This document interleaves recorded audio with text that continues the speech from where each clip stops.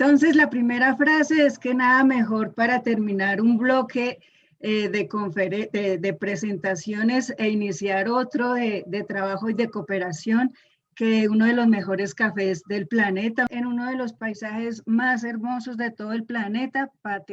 patrimonio mundial. Ya dentro de 7 meses cumplirá 10 años en la lista de la UNESCO.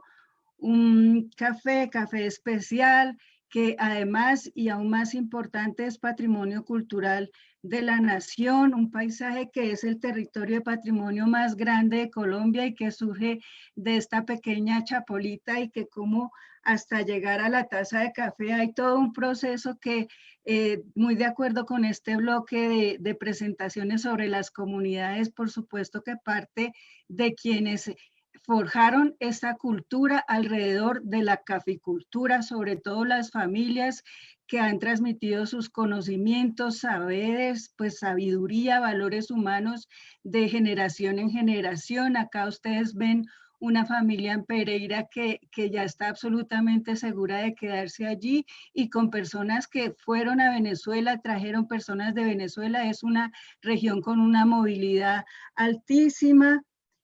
También la importancia de la mujer, no solo directamente en la caficultura, sino en todas las actividades que surgen en el paisaje, por supuesto, alrededor de una institucionalidad tan grande que la UNESCO reconoció como parte del valor universal excepcional único, la Federación Nacional de Cafeteros de Colombia, una institución que se creó en 1927 justo para apoyarse en periodos de crisis y para no quedarse solamente en los cultivos de café, sino en todas las necesidades que conlleva esa apropiación de un territorio como las vías, las escuelas y que yo creo sinceramente que además es una de las entidades que primero reaccionó ante todo este tema de este encierro que aunque nos aleja físicamente, pues también nos ha acercado muchísimo. En comunidades, por supuesto, también entran y este es un homenaje a este trabajo que no es solamente de una persona o de una entidad, sino que parte, y lo digo de verdad de corazón, desde la misma región. Todos estos profesores, investigadores de todas las universidades de la región en diferentes roles, esfuerzos humanos, en tiempo, no se imaginan, cada vez que veo y me faltan seguramente muchas personas acá, pero era para no olvidar que no se trata solo de personas, sino, es decir, no es solo entidades, sino también sobre todo de personas. Están, como les digo, universidades, están personas de las 4 gobernaciones que hacen parte del paisaje, de las 4 corporaciones autónomas regionales, es decir, el tema de paisajes nos abre el compás hacia el territorio, hacia los actores, hacia la mirada y hacia el trabajo. Por supuesto, los comités de cafeteros de cada uno de los departamentos y esto ha sido pues un proceso complejo. El expediente comenzó en su formulación desde hace más de 20 años, se mandaron 2 expedientes antes de que en el 2009 por fin lográramos culminar el proceso para ser inscritos en la lista de Patrimonio Mundial y 2 de los temas pues han sido sustanciales y que también se repiten en el tema de paisajes culturales y es las dimensiones del territorio y el manejo que se dé. Muchos de ustedes saben que para solicitar la inscripción de un sitio en la lista de Patrimonio Mundial no basta solo justificar que tenga un valor universal excepcional, sino que debe tener un plan de gestión y de manejo. Entonces, ya el otro año cumplimos los 10 primeros años en la lista. Inició con la idea de incluir prácticamente el eje cafetero con 6 departamentos de Colombia y hasta llegar a lo que ven ustedes en la parte derecha de la pantalla, 6 áreas en 51 municipios de 4 departamentos del país, casi 350.000 hectáreas que comparando con territorios nacionales es casi 1/3 del departamento de Sucre y a nivel internacional, por ejemplo, es casi 1/6 de un país como Israel, casi 900 veredas que son las, para nuestros amigos internacionales, son los límites rurales de Colombia, comporta 24.000 fincas y no es solo rural, sino que también incluye cascos urbanos de municipios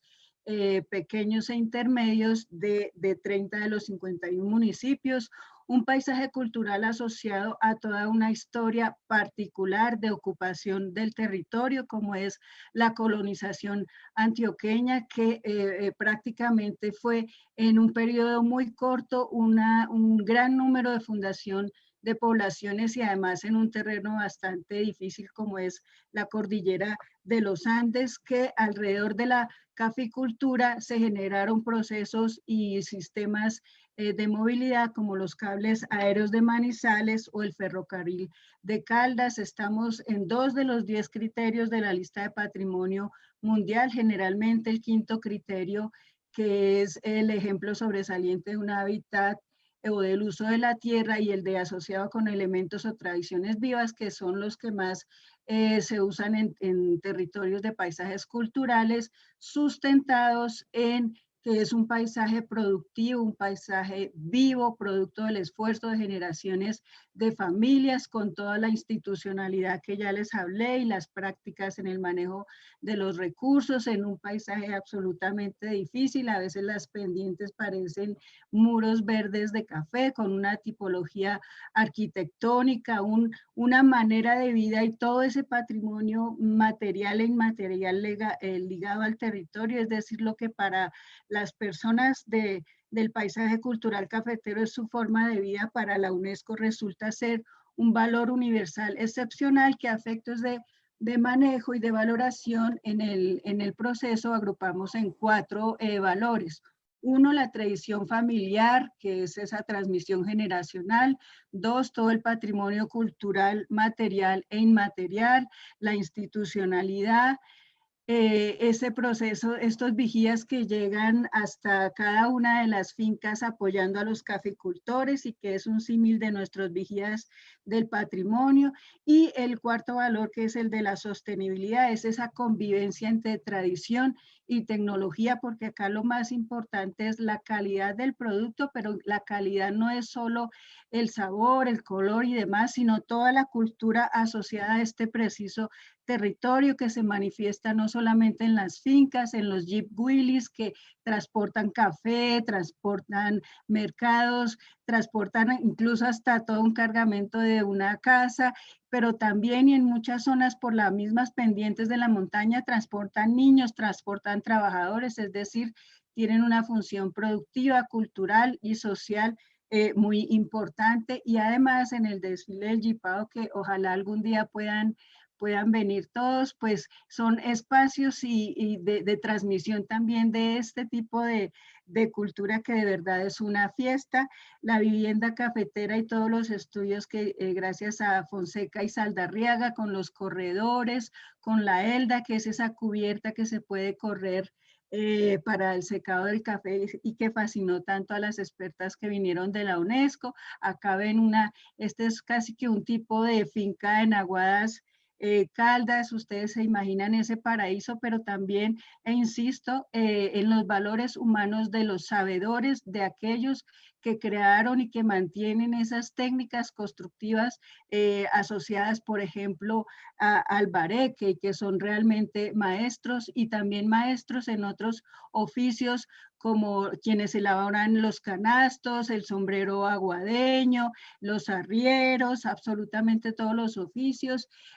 así como también la presencia de resguardos indígenas y toda su riqueza cultural, lo mismo que los objetos muebles, no es solamente aquellos que están en edificaciones emblemáticas, sino es sobre todo el objeto cafetero. Cada uno de esos atributos, la montaña, la diversidad, el que ese café por su localización, por la montaña, se deba recoger a mano, la riqueza arqueológica, la calidad misma del café, la exuberancia natural, cultivos como la guadua que asocian patrimonio natural y cultural, la arquitectura, pues se unen en un tema muy importante que a veces descuidamos, es la marca, la identidad de marca registrada y que es un apoyo grandísimo en todos los procesos de socialización, comunicación y sostenibilidad de paisajes. Por supuesto, todo el patrimonio natural con un gran porcentaje del país en aves, en ranas, en mamíferos, en orquídeas, en vegetación. ¿Y cómo hacer para semejante zona tan grande que desea la UNESCO para escoger qué es lo que se quiere postular a la lista de patrimonio mundial en un territorio tan grande? Entonces, primero, no son solo atributos culturales en la, digamos, en el concepto tradicional, sino que tiene que tener unos criterios de caficultura, unos criterios de patrimonio natural. em, Patrimonio, por supuesto, urbano arqueológico, en trabajo asociado con todos los profesores, investigadores, las corporaciones y lo que les mencionaba al inicio, se seleccionaron inicialmente 16 atributos, de los cuales fue necesario escoger aquellos que se pudieran poner en un mapa, en un sistema de información cartográfico que se usó como base el de la Federación Nacional de Cafeteros de Colombia, alimentados, por supuesto, por los diferentes informes técnicos de cada uno de los 4 departamentos. Entonces tenemos café de montaña, que sea predominancia de café, es decir, a cada uno de estos 7 atributos se les puso una franja y una ponderación. Entonces, el café que tuvo el mayor puntaje es entre 1.400 y 1.800 metros sobre el nivel del mar, más de 60% de esta unidad de medida rural de la vereda en café, es decir, no son solamente cultivos de café, tienen que estar combinados con otros productos, una pendiente entre 75 y 100%, capitales renovados y en proceso, que haya presencia de la institucionalidad, de ecosistemas de interés ambiental, de cuencas abastecedoras, es decir, no es solamente un atributo, sino la confluencia de estos atributos, lo que finalmente nos llevó a tener este mapa, es decir, un sistema de criterios y de valoración que pues que es técnico y que parte de un proceso y como les digo, de unos criterios. También se hizo el levantamiento en su momento de las amenazas, unas amenazas de tipo económico. Ustedes sabrán los cambios en los precios del café, el sube y baja. Acá en los cuadros de la izquierda ven los precios nacionales e internacionales del café, pero uno no solo viendo esta tabla, sino también hablando con los cafeteros se da cuenta que no es únicamente un tema de rentabilidad, sino de formas de vida. Otra amenaza es hace 10 años la media de los caficultores era de 52 años, 53, con lo cual pues es la preocupación de que los niños o los jóvenes se salgan del campo, que se pierdan las técnicas y los conocimientos tradicionales, las amenazas de un turismo mal manejado, amenazas del tema de minería, estamos en zona intermedia y alta para el tema de sismos, también hay temas de inundaciones, también hay amenazas en cuanto a políticas, por ejemplo, que estos Jeep Willys que les hablaba no cumplan con todas las condiciones que se exigen para otros medios de transporte más modernos. Y también otra amenaza es que es, digamos, un descuido o un que no nos importe a algunos profesionales y querramos cambiar edificaciones con estos valores que ven acá de este colegio por proyectos que no tienen nada que ver ni con ese territorio ni con ningún territorio del mundo. El tema de la minería también que tiene de largo y de ancho porque en Colombia hay un decreto que establece una clasificación de minería desde la subsistencia hasta la más grande y acá, dada la zona en la que estamos, en la mitad de la mitad más poblada del país, pues hay procesos y hay personas que hacen que convivir una minería artesanal, una minería pequeña con actividades también de caficultura, como les comentaba el tema del turismo. El turismo desde hace varias décadas ha venido de la mano también de la caficultura, además por lo hermoso de la región y porque esa gente de verdad, estas personas tienen una calidad humana sumamente especial, ¿no? Es parte de los atractivos del paisaje a propósito de que estamos hablando de comunidades, y desde el principio pues los de turismo siempre estuvieron de la mano de la formulación del expediente y pensando en un manejo del turismo que fuera sostenible, que incorporara a las comunidades también, que fuera un turismo cultural y que no fuera solo una experiencia o una visita, sino que cada vez que las personas vengan al paisaje cultural cafetero tengan diferentes momentos, diferentes puntos de vista y diferentes rutas. Estamos en un territorio que no es solo lo que delimitemos como paisaje, sino también donde conviven otras capas. Hay unas capas de patrimonio ambiental, hay unas zonas con declaración, con declaratoria de zonas de reserva ambiental en el ámbito nacional o regional, y esas zonas también tienen sus propios instrumentos de gestión y de manejo, como los planes de manejo ambiental de las cuencas. Y también a raíz, fíjense ustedes, de este proceso desde el sector cultura se generó un proceso al interior para formular el programa de sostenibilidad ambiental del paisaje cultural cafetero orientado a la conservación y a la recuperación de las cuencas. Por supuesto, la capa o los layers del café, no solo en área, sino también en productividad. A los que, si están viendo de cerquita la pantalla, los cultivos cafeteros son estas manchitas cafés que se ven al interior del área del paisaje. También, por supuesto, el sistema, la infraestructura vial. Se necesitan vías nacionales, locales, terciarias, que son las más pequeñas para el transporte del café, de la gente. Esta zona tiene un movimiento regional grandísimo y también unos sistemas que hacen parte de la cultura, como estas chivas, que en algunas ciudades las han convertido en tema únicamente turismo, pero son medios de transporte de las comunidades, así como los jipaos, y que ante esta necesidad de vías también pues hay necesidad de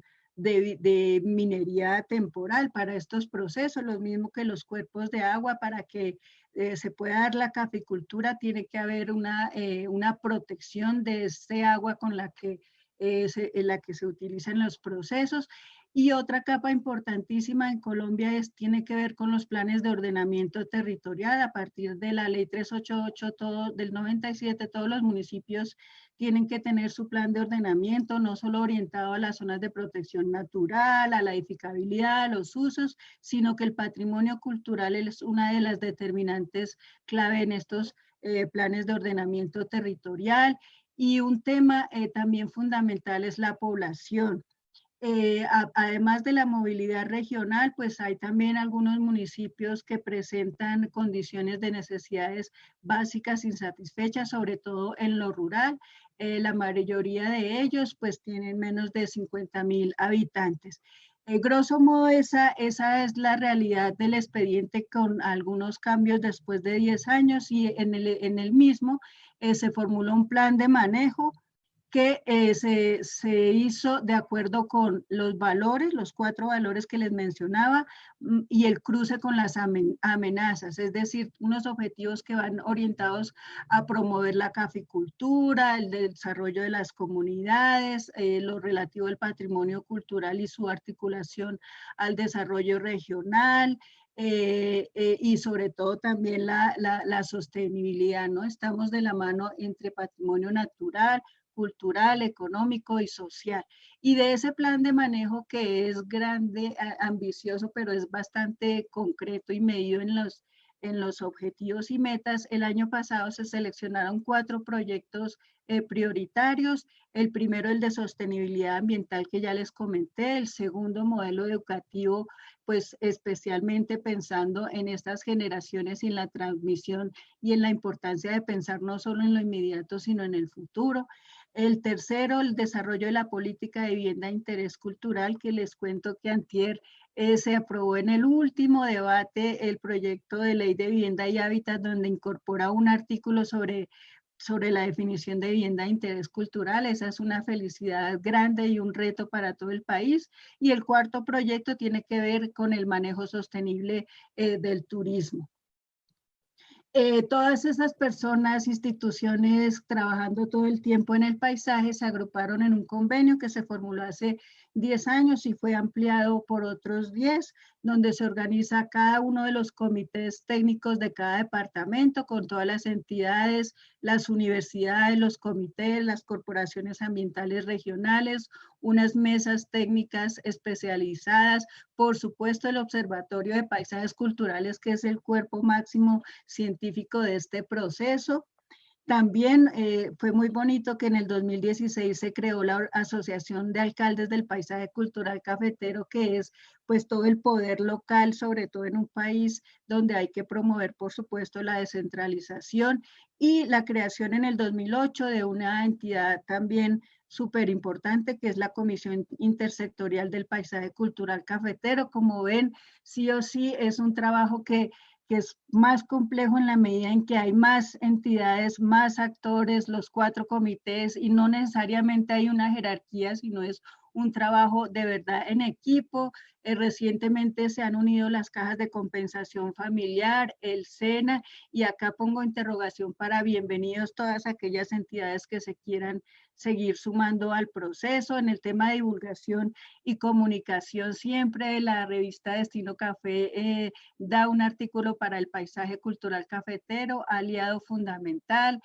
casos súper interesantes como un encuentro que tuvimos con los extensionistas de cafeteros y los vigías de patrimonio cultural, el trabajo que está haciendo Armenia con el recorrido por las fincas de los cafeteros, trabajo con los niños. El año pasado se hizo una estrategia y unos cuentos relacionados con el paisaje cultural cafetero que se leyeron en la Feria Internacional del Libro en Bogotá, productos como este que es un diccionario de expresiones populares de la cultura cafetera, pero con las definiciones de ellos mismos. Entonces se encuentran, por ejemplo, Boleta, la persona que se hace notar por su mal gusto. Es un libro divertido y además permite conocer ese valor de la gente. Fíjense ustedes, 87 años, eso creo que es lo más bonito del paisaje mismo.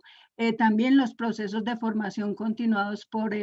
me gusta resaltar el diplomado virtual del doctor Fabio Rincón en Caldas, con todos los profesores y las personas que se han sumado. ¿Qué ha pasado después de esa declaratoria? Algunos hitos, pues que no es solo un tema de un sector, como les decía, sino que con el Ministerio de Vivienda se generó esta cartilla de incorporación del paisaje en los planes de ordenamiento territorial. La Procuraduría General de la Nación ha estado muy alerta, muy pendiente, diciéndonos, ojo con el tema del ordenamiento territorial, especialmente en zonas que tienen tanta presión como Armenia, como las ciudades grandes, pero ahora un poco todo. El 2018 se creó la región administrativa de planeación del eje cafetero. Aquí están 3 gobernadores, la comisión intersectorial que les decía, y algo súper bonito que es de un gran orgullo también en los primeros 5 años de la declaratoria, pues el concierto de la independencia en Manizales con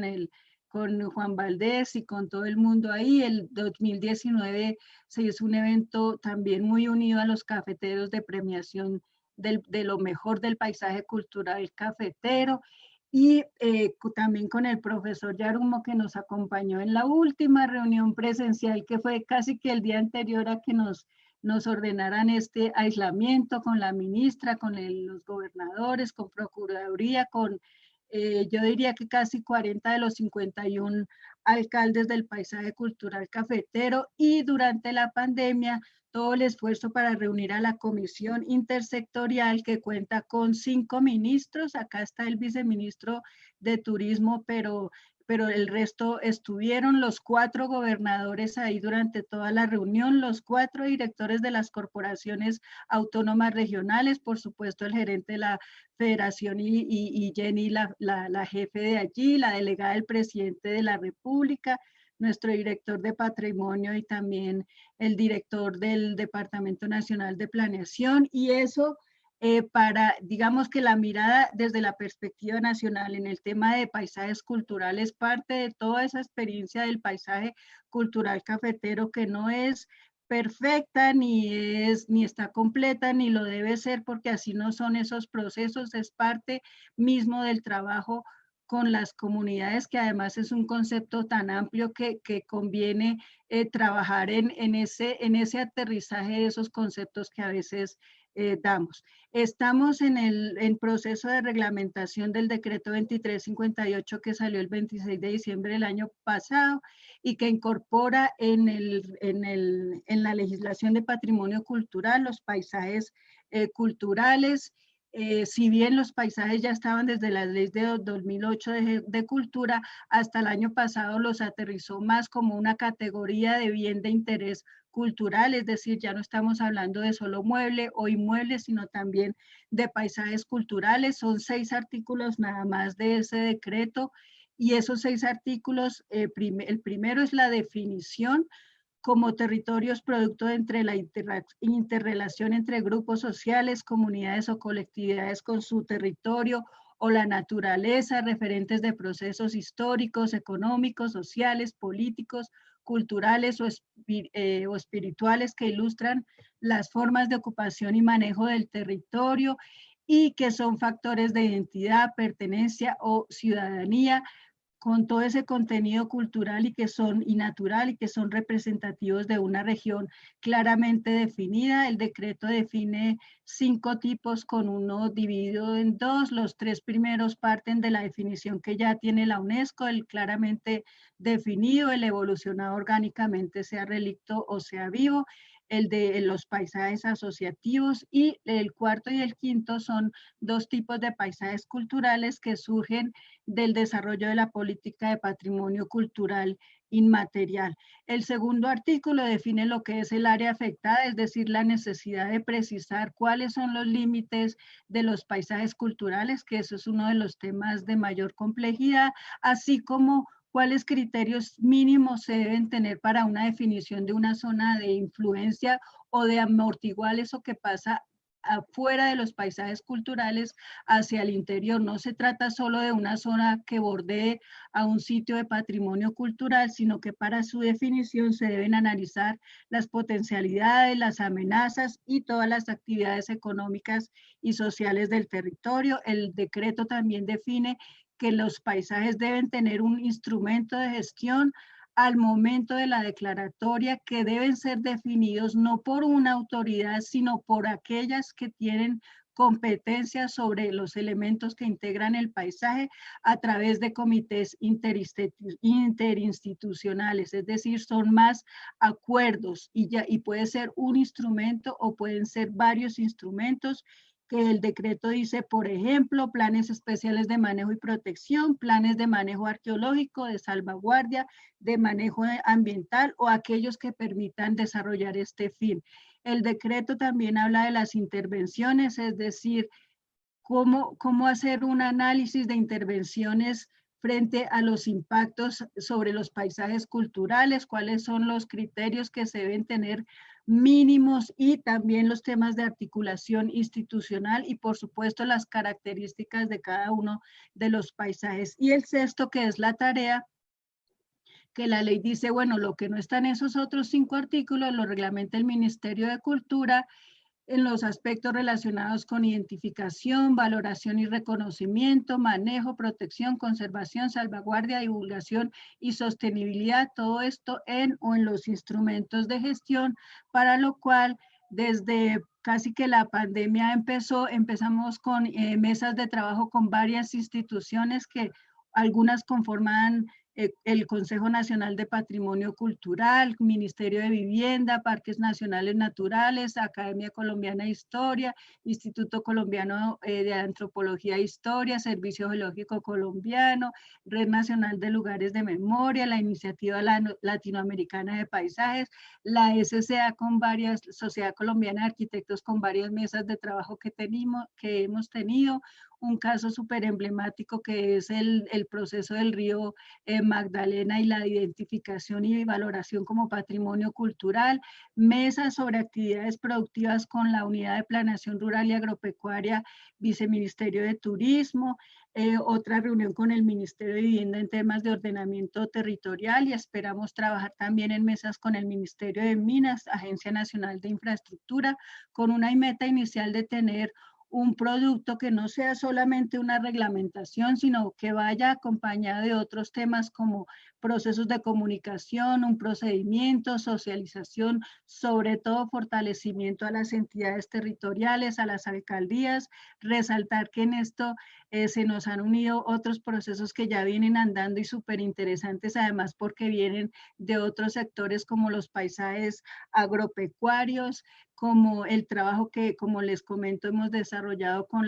esas primeras conversaciones con las regionales de la Sociedad Colombiana de Arquitectos para ver unos casos andando. Ahora también estamos acompañando el proceso de patrimonialización del biche, esos saberes y conocimientos asociados a esta bebida que es cultural en el Pacífico, por supuesto, el querido paisaje de la Bahía de Cartagena de Indias, y eso es una ampliación del criterio y del enfoque hacia el patrimonio cultural para que cuidemos nuestros paisajes culturales. Ahora toda la tarea que tenemos con esta emergencia y con todo lo que ha sucedido en el archipiélago, en Providencia, estas son imágenes de las personas que fueron allí la semana pasada, de Daniel el ingeniero, lo que nos llama la atención sobre los procesos, sobre la urgencia y sobre la importancia de cuidar los paisajes, que es cuidar nuestra vida, nuestros oficios, nuestras relaciones entre los demás, con la naturaleza, con la historia, con el futuro, como decía esa frase tan bonita Guillermo